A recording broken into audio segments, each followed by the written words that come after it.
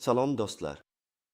Bugun biz hammamiz uchun juda muhim, hatto ochiq aytishim kerakki, ba'zilarimizni moliyaviy tanglikdan qutqaradigan, boshqalarimizni esa jiddiy muammolarga duchor qilishi mumkin bo'lgan mavzu haqida gaplashamiz. Hukumatning yangi qarori kuchga kiryapti va 1 maydan boshlab butun mamlakat bo'ylab onlayn jarimalar tizimi keskin kuchaytirilyapti. Kichik bir xato tufayli ham juda katta miqdorda jarima to'lashga majbur bo'lishingiz mumkin yoki hatto hisobingizdagi pullar avtomatik ravishda yechib olinishi, chet elga chiqishingiz taqiqlanishi yoki mol-mulkingizga nisbatan taqiq qo'yilishi mumkin. Bu ma'lumot har bir fuqaroga tegishli va hammamiz uchun hayotiy ahamiyatga ega. Shuning uchun diqqat bilan eshiting va sonligacha biz bilan qoling. Kanalga hoziroq obuna bo'ling va videoga like bosing. Bu ma'lumot hammaga yetib borishi shart. Muammoning asosiy mohiyati, ilgari qanday edi va endi nimalar o'zgaryapti? Keling, avvalo eski tizim qanday ishlaganini eslab olaylik. Ko'p yillar davomida bizning jarimalar va qarzdorliklar bilan bog'liq munosabatlarimiz ancha yumshoq va kechikishlarga boy edi. Masalan, yo'l harakati qoidabuzarligi uchun jarima kelganida, ko'pincha bu haqda pochta orqali bir necha haftadan keyin, ba'zida esa bir necha oydan keyin xat kelardi. Ayrim holatlarda esa umuman xabar topmasdik. Kommunal to'lovlar bo'yicha qarzlar egilib qolsa, xodimlar uyma-uy yurib ogohlantirish berishardi yoki qo'ng'iroq qilishardi. Soliqlar bo'yicha ham xabarnomalar kechikib kelishi, to'lov muddatini osongina o'tkazib yuborish mumkin edi. Bu tizimda shunday holatlar bo'lardiki, kichik jarimalar unut bo'lib ketardi yoki ularni to'lashga shoshilmasdik, chunki ijro ishlari sud ijrochilariga o'tgunga qadar ancha vaqt ketadi. Ba'zan hatto jarima muddatlari ham o'tib ketib, uni to'lashga hojat qolmasdi. Eng yomoni bunday holat fuqarolarni mas'uliyatsizlikka undar edi. Endi esa vaziyat tubdan o'zgaryapti. 1 maydan boshlab hukumatning yangi qarori kuchga kirishi bilan butun jarimalar va qarzdorliklar monitoringi tizimi deyarli to'liq avtomatlashtiriladi va raqamlashtiriladi. Jarimalar to'g'risidagi ma'lumotlar real vaqt rejimida yagona elektron tizimga kiritiladi. Bu nimani anglatadi? Endilikda avtomobil yo'llaridagi kameralar, maxsus qurilmalar orqali aniqlangan har qanday qoidabuzarlik, tezlikni oshirish, svetoforga amal qilmaslik, to'xtash qoidalarini buzish yoki kommunal to'lovlardagi qarzlar, soliqlar bo'yicha yuzaga kelgan qarzdorliklar darhol tizimga tushadi. Eng katta o'zgarishlardan biri bu xabardor qilish tezligidir. Sizga jarima yoki qarzdorlik to'g'risidagi xabarnoma Sims orqali, e-gov.uz portali orqali yoxud maxsus mobil ilovalar orqali bir necha soat ichida yetib kelishi mumkin. Bu degani endi siz biror qoidabuzarlik sodir etganingizdan keyin bir hafta yoki bir oy o'tib emas, balki deyarli darhol xabardor bo'lasiz. To'lov muddatlari ham keskin qisqardi. Avvalgi tizimda jarimani to'lash uchun bir necha oy muddat berilishi mumkin edi. Endi esa bu muddatlar minimal darajaga tushirilgan. Eng muhimi, agar siz jarimani belgilangan muddatda to'lamasangiz, uning miqdori avtomatik ravishda oshadi. Masalan, ba'zi turdagi jarimalar uchun 15 kun ichida to'lasangiz, 50 chegirma beriladi. Lekin bu muddat o'tib ketsa, to'lov miqdorini 30 kundan keyin esa ko'pincha 2 barobarini to'lashingizga to'g'ri keladi. Agar siz to'lov muddatini butunlay o'tkazib yuborsangiz, qarzdorlik to'g'risidagi ma'lumotlar juda tez fursatda ijro organlariga yetkaziladi. Bu esa bank hisobingizdan mablag'larning avtomatik ravishda yechib olinishiga, avtomobilingizga taqiq qo'yilishiga, chet elga chiqishingiz cheklanishiga yoki boshqa mol-mulkingizga nisbatan ijro harakatlari qo'llanilishiga olib kelishi mumkin.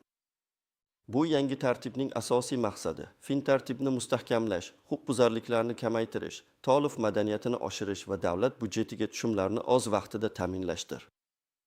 Endi har bir fuqaro o'zining mas'uliyatini to'liq anglab yetishi va qonunlarga qat'iy rioya qilishi shart. Kimlar tashvishlanishi kerak va kimlar emas? Bir nechta real hayotiy misollar.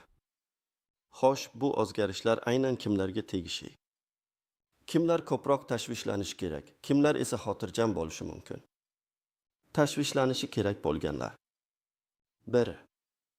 Avtomobil egalari va haydovchilar. Agar siz tez-tez avtomobil haydasangiz, yo'l harakati qoidalariga rioya qilmaslikka moyil bo'lsangiz, masalan, tezlikni oshirish, noto'g'ri joyga to'xtash, svetofor qoidalarini buzish, siz uchun bu o'zgarishlar juda muhim. 2. Kommunal xizmatlardan foydalanuvchilar gaz, elektr energiyasi, suv, chiqindi to'lovlari bo'yicha qarzlari bor yoki to'lov muddatlarini unutib yuboradiganlar. 3. Soliq to'lovchilar, jismoniy shaxslar uchun mulk, yer soliqlari, tadbirkorlar uchun turli soliqlar bo'yicha qarzdorligi bo'lganlar. 4. Kredit olgan fuqarolar, bankdan kredit olib, to'lov muddatlarini kechiktirishga odatlanganlar. 5. Sud qarorlarini bajarmaganlar, aliment to'lovlari, boshqa ma'muriy jarimalar yoki sud tomonidan belgilangan boshqa majburiyatlarni bajarmagan fuqarolar. Kimlar tashvishlanmasligi kerak? Agar siz doim qonunlarga rioya qilsangiz, barcha to'lovlarni o'z vaqtida amalga oshirsangiz, siz uchun deyarli hech qanday jiddiy o'zgarish yo'q. Faqatgina tizim tezroq va shaffofroq ishlaydi, xolos.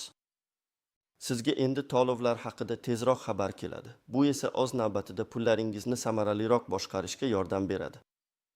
Keling, bu o'zgarishlarning amaliy jihatlarini tushunish uchun bir nechta real hayotiy misollarni ko'rib chiqaylik. Misol 1. Avtomobilga oid jarima. Tasavvur qiling, siz poytaxtning gavjum ko'chalaridan birida 70 km/s tezlik cheklangan joyda, bilmasdan 75 km/s tezlikda harakatlandingiz. Ilgari bunday vaziyatda sizga jarima to'g'risida pochta orqali bir necha haftadan keyin xat kelishi mumkin edi. O'sha xatni ochib ko'rmasligingiz yoki kech ko'rishingiz ham mumkin edi. Endi esa tezlikni oshirish bilan bog'liq bo'lgan kamera bu holatni qayd etishi bilan yarim soat ichida sizning telefoningizga SMS xabar keladi. Agar bu birinchi marotaba sodir bo'lgan qoidabuzarlik bo'lsa va tezlik 5 km/s dan 20 km/sgacha oshirilgan bo'lsa, jarima miqdori bazaviy hisoblash miqdorining yarim barobari, ya'ni hozirgi kunda taxminan 170 so'm bo'lishi mumkin. Agar siz bu jarimani qoidabuzarlik to'g'risidagi qaror chiqarilgan kundan boshlab 15 kun ichida to'lamasangiz, u 255 so'mga 5 aylanadi. Agar 30 kundan keyin ham to'lamasangiz, jarima avtomatik ravishda ijro organlariga yuboriladi va uning miqdori 2 barobar, ya'ni 340 so'm 2 bo'ladi. Uning ustiga ijro yig'imi ham qo'shiladi. Bu esa jarima miqdorining 25% gacha bo'lishi mumkin. Natijada 170 so'mlik jarima 400 so'mdan oshib ketishi mumkin. Shu bilan birga avtomobilingizni sotish yoki boshqa har qanday operatsiya qilish taqiqlanadi. Misol 2. Kommunal to'lovlar bo'yicha qarz. Faraz qilaylik, siz 2 oy davomida gaz uchun to'lovni unutdingiz. Har oyda o'rtacha 100 so'm to'lashingiz kerak edi.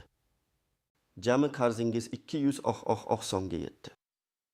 Ilgari bunday holatda gaz idorasidan sizga qo'ng'iroq qilishardi yoki xodim kelib, ogohlantirish qog'ozini eshigingizga yopishtirib ketardi. Endi esa bu ma'lumot avtomatik tarzda markazlashgan tizimga tushadi. Qarzdorlik miqdori belgilangan chegaradan oshgach, masalan 3 ya'ni taxminan 2 so'm sizga SMS orqali ogohlantirish keladi. Agar siz bu ogohlantirishga e'tibor bermasangiz va belgilangan muddatda to'lamasangiz, sizning bank hisobingizdan mablag'lar avtomatik tarzda yechib olinishiga ruxsat beriladi yoki ijro ishi qo'zg'atiladi. Qarzingiz bo'lgan 200 so'mga qo'shimcha ravishda penya va ijro yig'imi ham qo'shiladi. Misol uchun, penya har bir kechiktirilgan kun uchun tort bo'lsa, bu 200 so'mdan bir oyda taxminan 2400 so'mga yaqin summani tashkil etadi. Ammo eng yomoni sizning elektr yoki gaz ta'minotingiz ogohlantirishsiz o'chirilishi mumkin. Bu esa sizga va oilangizga katta noqulayliklar tug'diradi. Qayta ulash uchun ham qo'shimcha to'lovlarni amalga oshirishingizga to'g'ri keladi. Misol 3. Soliq jarimasi. Keling, yer soligini unutdingiz deylik. Yer soligi uchun belgilangan muddat o'tganiga 1 oy bo'ldi. Sizga hali qog'oz pochta xabari kelgani yo'q, chunki pochta sekin ishlashi mumkin yoki manzilingiz noto'g'ri ko'rsatilgan. Lekin tizim allaqachon bu ma'lumotni qayd etgan. Soliq organlari ma'lumotlar bazasiga kirib, sizning qarzingizni osongina aniqlashlari mumkin.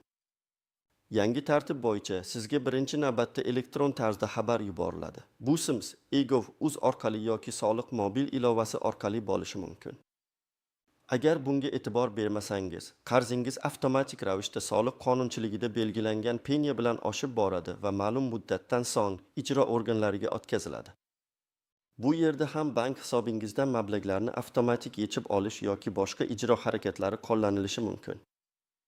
Agar qarzingiz ancha katta bo'lsa, sizga banklarda kredit olishda muammolar yuzaga kelishi, hatto mol-mulkingizga nisbatan ham cheklovlar qo'yilishi mumkin. Istisnolar, tuzoqlar va noaniq nuanslar. Yangilangan tizimning umumiy qoidalarini bilish muhim, ammo ba'zi istisnolar, e'tibor berilishi kerak bo'lgan tuzoqlar va noaniq nuanslar mavjudki, ularni tushunish sizni kutilmagan muammolardan himoya qilishi mumkin. Istisnolar. 1. Ba'zi turdagi jarimalar, hozircha barcha jarimalar to'liq onlayn tizimga o'tkazilgan emas. Masalan, ayrim turdagi ma'muriy huquqbuzarliklar, qo'lda yozilgan protokollar talab qilinadiganlar hali ham eskicha tartibda rasmiylashtirilishi mumkin. Ammo shuni unutmangki, ular ham qisqa fursatda raqamli tizimga kiritiladi va xuddi onlayn jarimalardagidek tezlikda ijro jarayoni boshlanadi. Bu eski jarimalarni ham tez-tez tekshirib turish muhimdir. 2. Ijtimoiy imtiyozlar. Hukumat qarorlarida belgilangan ba'zi ijtimoiy to'lovlar yoki kam ta'minlangan oilalarga nisbatan imtiyozlar mavjud bo'lishi mumkin. Ammo bu asosan turli nafaqalar va yordamlarga taalluqli bo'lib, jarimalar va qarzlarni to'lashdan ozod qilmaydi. Jarimalar uchun imtiyozlar deyarli yo'q. Shuning uchun jarima olgan har qanday fuqaro uni to'lashi shart. 3. Sud qarori bilan bekor qilish. Agar siz jarima to'g'risidagi qarorni sud orqali bekor qilishga erishsangiz, u avtomatik ravishda tizimdan o'chiriladi. Lekin bu jarayonning ozi vaqt talab qiladi va siz o'z haqqingizni isbotlash uchun dalillar to'plashingiz kerak bo'ladi. Shu sababli har qanday jarima bilan rozi bo'lmasangiz, tezda harakat qiling va sudga murojaat qilish muddatlarini o'tkazib yubormang. Tuzoqlar va noaniq nuanslar. 1. Sims ogohlantiruvlar. Tizim Sims orqali xabar yuborishni va'da qilsa-da, har doim ham Sims kelmasligi mumkin. Ba'zida texnik nosozliklar, mobil operatorlar xatolari sababli xabarnoma yetib kelmasligi mumkin. Yoki sizning telefon raqamingiz eski bo'lishi, boshqa shaxsning nomida bo'lishi yoki siz ushbu raqamdan foydalanmasligingiz mumkin. Shuning uchun faqat Sims xabarnomalariga tayanmasdan, eGov.uz va mobil ilovalarni muntazam tekshirish juda muhimdir. 2. Telefon raqamining ahamiyati va mulk egaligi. Agar sizning avtomobilingiz boshqa kishining nomida bo'lsa yoki uy-joyingiz boshqa kishining nomida bo'lsa-yu, siz undan foydalanayotgan bo'lsangiz, jarimalar mulk egasining nomiga keladi. Bu esa sizning jarimadan xabardor bo'lmasligingizga olib kelishi mumkin. Oxir-oqibat esa mulk egasi uchun katta muammolar tug'diradi. Bunday holatda mulk egasi bilan doimiy aloqada bo'ling va o'z ma'lumotlaringizni eGov.uz shaxsiy kabinetida doim yangilab turing. Masalan, ishonchnoma asosida avtomobil haydovchilari mulk egasidan kelgan jarimalarni tekshirib turishlari kerak. 3. Bank kartalari va avtomatik yechib olish. Avtomatik yechib olish jarayonida barcha bank kartalaringiz, hatto siz ishlatmayotgan eski kartalaringiz ham bloklanishi yoki ulardagi mablag'lar yechib olinishi mumkin. Bu juda noqulay vaziyatni keltirib chiqarishi mumkin, ayniqsa kutilmaganda pul kerak bo'lib qolgan holatlarda. Barcha bank kartalarini, ulardagi mablag'larni nazorat qiling va ortiqcha pullarni saqlamay turishga harakat qiling. 4. Chet elga chiqish cheklovi. Kichikroq jarimalar yoki qarzdorliklar uchun ham chet elga chiqishga cheklov qo'yilishi mumkin. Bu ayniqsa safar qilishni, ish yoki sayohat maqsadida chet elga chiqishni rejalashtirganlar uchun juda jiddiy muammo. Hatto bir necha 100 ming so'mlik jarima tufayli ham aeroportda qolib ketishingiz yoki muhim ish uchrashuviga bora olmasligingiz mumkin. Shuning uchun har qanday safar oldidan qarzdorlikni tekshirishni unutmang. 5. Ish joyiga xabar berish. Ba'zi holatlarda, ayniqsa kattaroq qarzdorliklarda, ijro organlari sizning ish joyingizga xabar yuborishi va maoshingizdan ma'lum foizni qonunchilikda belgilangan miqdorda ushlab qolish to'g'risida qaror chiqarishi mumkin. Bu esa sizning ish joyingizdagi obro'yingizga salbiy ta'sir ko'rsatishi bilan birga, oilaviy budjetingizga ham sezilarli ta'sir qiladi. 6. Mulkka taqiq, avtomobil, uy-joy yoki boshqa katta mol-mulkingizga taqiq qo'yilishi mumkin. Ya'ni siz ularni sotish, garovga qo'yish yoki boshqa moliyaviy operatsiyalarni amalga oshira olmaysiz. Bu ayniqsa shoshilinch moliyaviy ehtiyoj tugilganda juda katta muammo bo'lishi mumkin. 7.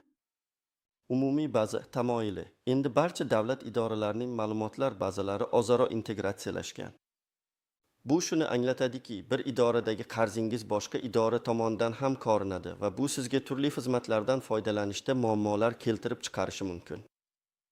Masalan, sizning soliq qarzingiz borligi sababli litsenziya olish, guvohnoma yangilash, pasport olish yoki hatto ba'zi davlat xizmatlaridan foydalanishda rad javobini olishingiz mumkin. 8. Noto'g'ri jarimalar har qanday tizimda xatoliklar bo'lishi mumkin. Kameralar xato qilishi yoki avtomobil raqamini noto'g'ri tanishi mumkin. Bunday hollarda jarimaga e'tiroz bildirish tartibi mavjud va sizning haqqingiz bor. Ammo unga rioya qilish va barcha dalillarni, rasmlar, videolar, guvohlarning ko'rsatmalari tezda taqdim etish zarur. Endi bu jarayonni tezroq amalga oshirish muhim, chunki muddatlar qisqargan. Agar o'z vaqtida e'tiroz bildirmasangiz, to'g'ri bo'lmagan jarimani ham to'lashga majbur bo'lishingiz mumkin. Amaliy maslahatlar. Qanday qilib qarzga botib qolmaslik kerak? Endi esa eng muhim qismga o'tamiz, amaliy maslahatlar. Bu maslahatlar sizni yangi tizim sharoitida katta muammolardan asrashga yordam beradi. Har bir bandga diqqat qiling va ularga amal qiling. 1. e-gov.uz portalida ro'yxatdan o'ting va muntazam tekshirib turing. Yagona interaktiv davlat xizmatlari portali Mi.gov.uz yoki e-gov.uz sizning eng yaxshi yordamchingiz bo'lishi kerak. Bu portalda ro'yxatdan o'ting, shaxsiy kabinetingizni faollashtiring va uni muntazam ravishda haftada kamida bir marta tekshirib turing. Bu jarimalar va qarzdorliklar haqida birinchi bo'lib bilishning eng ishonchli yo'li. Bu portalga kirish uchun sizda elektron raqamli imzo bo'lishi kerak. Uni davlat xizmatlari markazlaridan osongina olishingiz mumkin. 2. Mobil ilovalardan foydalaning. IP, DIX ga tegishli mobil ilovalar, davlat xizmatlari mobil ilovalari, masalan, Migo orqali ham jarimalarni tekshirish va to'lash mumkin. Ularni smartfoningizga yuklab oling va bildirishnomalarni notifications yoqing. Bu ilovalar sizga yangi jarimalar haqida real vaqt rejimida xabar beradi. Masalan, Payme, Tlik, Apelsin kabi bank ilovalarida ham jarimalarni tekshirish va to'lash funksiyasi mavjud. 3. Sims xabarnomalarni yoqing va telefon raqamingizni nazorat qiling. Agar mavjud bo'lsa, tegishli davlat organlarining Sims xabarnoma xizmatlariga obuna bo'ling. Eng muhimi, telefon raqamingiz doim sizning nomingizda ekanligiga va dolzarb ekanligiga ishonch hosil qiling. Agar raqamingiz boshqa nomda bo'lsa, uni tezda o'zingizning nomingizga rasmiylashtiring. 4. Haqiqiy holatni baholang va kvitansiyalarni saqlang. Agar sizda jarima borligini bilsangiz, zudlik bilan uning holatini tekshiring va iloji boricha tezroq to'lang. Jarima to'langandan so'ng, to'lov qog'ozini, kvitansiya, elektron yoki qog'oz shaklida saqlang. Ba'zida tizimda xatoliklar yuzaga kelishi mumkin va sizdan qayta to'lov talab qilinganda, kvitansiya sizning himoyangiz bo'ladi. 5. Muddatlarni unutmang va imtiyozlardan foydalaning. Jarimalarni to'lash uchun belgilangan 15 kunlik imtiyozli muddatdan foydalaning, 50 chegirma. Bu juda katta pulni tejashga yordam beradi. Agar 15 kun o'tib ketsa ham, 30 kun ichida to'lashga harakat qiling. Aks holda ijro organlariga o'tib, miqdori 2 barobar oshishi mumkin va unga qo'shimcha ijro yigimlari ham qo'shiladi. 6. E'tiroz bildirish tartibini biling. Agar siz jarima noto'g'ri deb hisoblasangiz, uni to'lashga shoshilmang. Jarima chiqqan kundan boshlab ma'muriy huquqbuzarlik to'g'risidagi qonunchilikda belgilangan muddat ichida yuqori turuvchi organga, masalan, IPH boshqarmasiga yoki sudga shikoyat qiling. Shikoyatda vaziyatni batafsil bayon eting va dalillarni ilova qiling. Rasmlar, videolar, guvohlarning ko'rsatmalari. Lekin shuni unutmangki, e'tiroz bildirish jarimaning muddati o'tishini avtomatik ravishda to'xtatmaydi. Shu sababli tez harakat qilish va shikoyatning ko'rib chiqilish muddatlarini hisobga olish kerak. 7. Ma'lumotlaringizni yangilab boring. Avtomobilning egasi o'zgargan bo'lsa, tegishli ma'lumotlarni o'z vaqtida qayta rasmiylashtiring. Uy-joy yoki boshqa mol-mulk egasi o'zgarganda ham shunday qiling. Kontakt ma'lumotlaringiz, telefon raqami, pochta manzili doim dolzarb bo'lishini ta'minlang, chunki barcha xabarnomalar aynan shu ma'lumotlarga asoslanadi. 8. Qarzdorlikni muntazam tekshirishni odat qiling. Har oyda kamida bir marta EGOV, uz yoki boshqa ishonchli manbalar orqali o'zingizda mavjud bo'lishi mumkin bo'lgan barcha qarzdorliklarni, kommunal, soliq, jarimalar, aliment tekshirib boring. Oddiy profilaktika sizni katta muammolardan va ortiqcha xarajatlardan qutqaradi.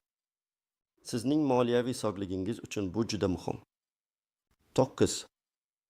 Huquqiy savodxonlikni oshiring. Qonunlardagi o'zgarishlar bilan tanishib boring. Tegishli OAF, davlat organlarining rasmiy saytlari va albatta bizning kanalimizga obuna bo'lish orqali ham buni amalga oshirishingiz mumkin. Bilim, bu sizning himoyangiz. Ol. Shaxsiy budjetni rejalashtirish. Har bir oylik daromadingiz va xarajatlaringizni aniq rejalashtiring. Bu sizga qarzga botib qolmaslikka, jarimalarni o'z vaqtida to'lashga va kutilmagan moliyaviy xarajatlarga tayyor turishga yordam beradi. Xulosa va yakuniy chorlov. Do'stlar, ko'rib turganingizdek, hukumatning yangi qarori hayotimizga jiddiy o'zgarishlar olib kiradi.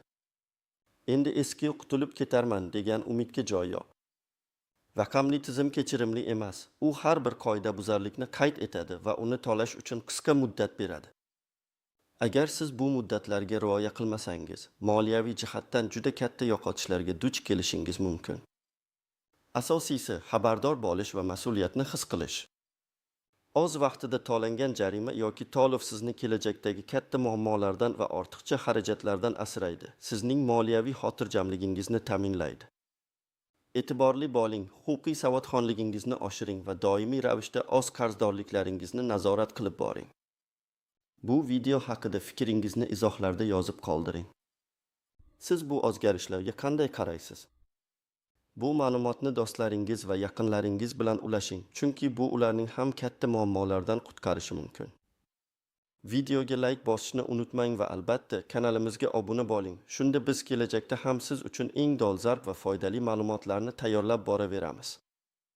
E'tiboringiz uchun rahmat va keyingi videolarda ko'rishguncha